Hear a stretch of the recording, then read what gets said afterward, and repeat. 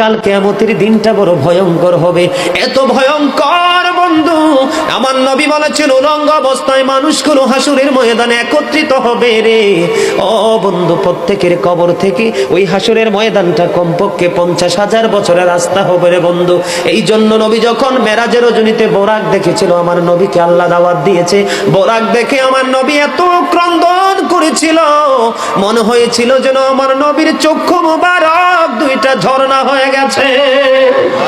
এই যুবক, কাল কিয়ামতের দিন ঘাম এত ঘামবে রে, কেউ মাজা পর্যন্ত, কেউ নাভি পর্যন্ত, কেউ বা আবার পুরো শরীর বন্ধু ঘামের নিচে ডুবে থাকবে, আবার মাথার মগজ টকবক টকবক করে উতরাইতে থাকবে রে। আল্লাহ বলেছেন লা ইয়ামুতু, people will not die that day, সেদিন মানুষ আর মরতে পারবে না।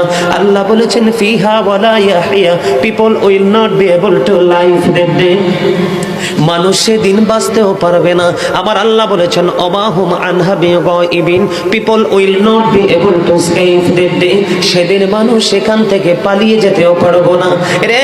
দুর্গাপুরের যুবক, হাদিস শরীফের মধ্যে এসেছে কাল কিয়ামতের দিন আল্লাহর আরশের ছায়া ছাড়া কোনো ছায়া থাকবে না।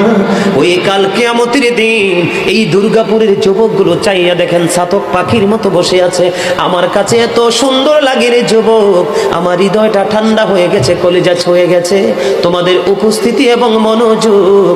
আল্লাহ রাব্বুল আলামিন হাদিস শরীফের মধ্যে এসেছে কাল কিয়ামতের দিন আর 7 শ্রেণীর মানুষকে আল্লাহর আরশের ছায়ার নিচে জায়গা দিবে রে। এর মধ্যে বিশাল একটা টিম থাকবে পৃথিবীর যুবকেরা। জোরে জোরে সুবহানাল্লাহ।